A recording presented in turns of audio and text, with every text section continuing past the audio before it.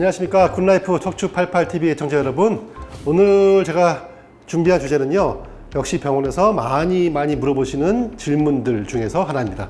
자, 뭐 가능하면 척추 수술을 안 하면 제일 좋죠. 근데 해야 되는 경우가 가끔씩 생기죠.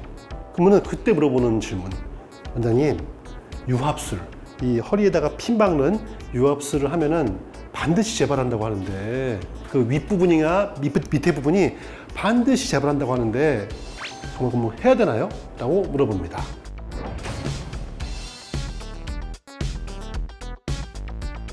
일단요, 유합술, 유합술은 뭐냐? 이 준비한 사진인데, 요 뼈와 요 뼈 사이에 이런 식으로 케이지죠, 케이지.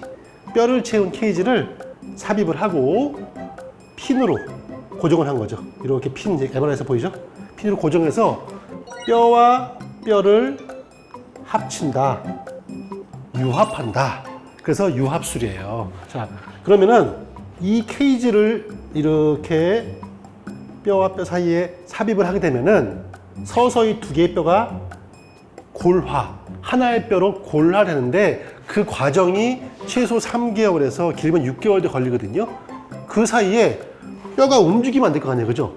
응? 여기 굳어가는데 뼈가 움직이면 골화가 안 될 거 아니에요. 그래서 그 기간 동안 뼈가 움직이지 말라고 핀으로 고정하는 거였거든요.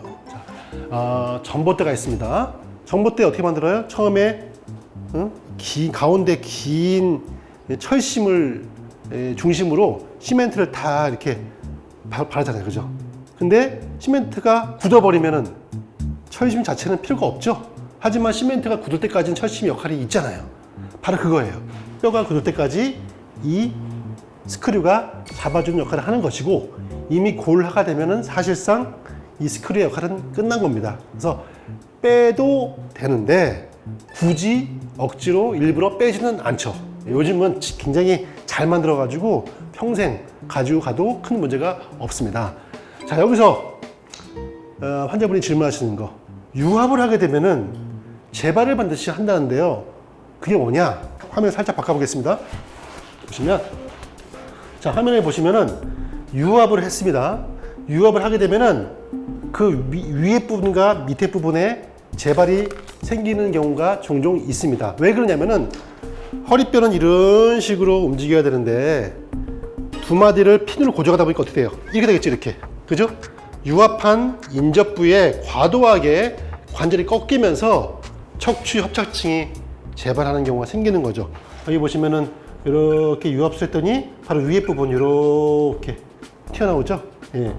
5번, 6번을 유합을 시켜 보니까 5번, 6번의 관절 역할을 4, 5번이 떠맡아서 하다 보니까 너무 많이 꺾이다 보니까 이렇게 협착이 발생하는 거예요. 이거는 5, 6번이기 때문에 밑에 부분 없단 말이에요. 근데 이게 위에 부분이 있었다면 그 밑에 부분 생길 수가 있어요. 자, 그러면은 이런 경우는 반드시 생기느냐? 선생님, 그래서 많이 물어보는 거예요. 그래서 하기 싫어요. 제가 그때마다 비유해서 설명을 드리는 게 뭐냐면요, 이거 잘 이해하셔야 돼요. 이런 질문과 저는 똑같다고 생각해요. 부모가 반대하는 결혼을 하면은 반드시 결혼이 실패한다는데 해야 되나요? 라고 똑같은 거예요. 전 똑같은 질문이에요. 네. 자, 유합술을 하면 반드시 재발한다고 해야 되는데 해야 되나요? 부모님이 반대하는 결혼을 억지로 하면은 그 결혼은 실패한다는데. 자, 이게 맞는 것 같기도 하고 틀린 것 같기도 하죠. 하지만 이게 굉장히 유사한 질문이에요. 자, 먼저 부모님이 그렇게 반대하는 결혼을 했을 때 실패할 확률이 상대적으로 좀 있죠. 그죠? 부모님이 그러면 뭐 축복하는 결혼 다 성공하나요? 아니잖아요. 하지만 부모님이 반대하는 결혼을 했을 때 이 가정과 가정의 불화 때문에 실패하는 경우도 생길 수 있지만 항상 그거는 같은 말은 아니죠. 그죠? 그 어려움 속에서도 더욱더 부부가 더욱더 사랑을 하고 부모님께 충성이래. 부모님께 효도를 다하고, 그렇게, 사이가 안 좋았던 처가와 시댁에 더욱더 한 번 더 가서 하다 보면 나중에는 마음의 문이 열리면서 잘 살 수 있잖아요. 그죠? 학이 따라 다른 거죠. 그죠? 노력을 2배, 3배 하면은 더욱더 행복해질 수 있는 거예요. 자, 마찬가지죠. 유합술. 유합술을 하게 되면은 재발할 확률은 일반적인 경우보다 높아요. 맞습니다. 그런데 유합술하면 다 생기느냐? 아니에요. 노력하면 되거든요. 예. 왜 생기느냐? 유합술을 한 다음에 똑같이 허리를 잘못 쓰는 거예요. 유합술을 왜 했겠어요? 척추 협착증이 수술로 갈 정도까지 잘못된 생활 습관, 그죠? 근육 운동을 안 해서 근육이 없고, 그죠? 그래서 어쩔 수 없이 유합술을 했단 말이에요. 어쩔 수 없이 했어요. 이렇게. 자, 그럼 어떻게 해요? 유합술을 했으면은 상대적으로 재발할 확률이 그 윗부분, 밑에 부분 생길 수 있기 때문에 더 노력을 하셔야 되죠.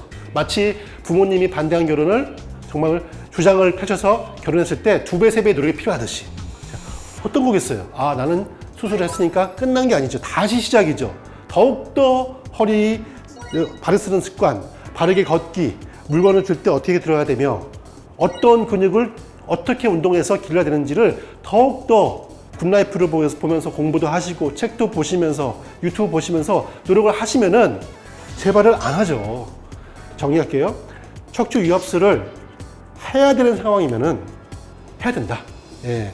재발이 무서워서 척추 수술을 안 하게 되면은 유합술 안 하게 되면은 정말 삶의 질이 너무 저하되고 고통받는데 그 재발이라는 것 때문에 두려워서 자꾸만 수술을 안 하시는 분들은 예, 틀린 겁니다. 수술을 해야 되는 경우는 어쩔 수 없이 수술을 해야 되는 경우는 하셔야죠. 유합술을.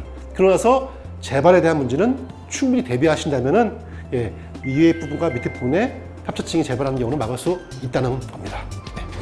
네. 이 영상이 도움이 되셨다면은 구독, 좋아요, 알림 부탁드립니다.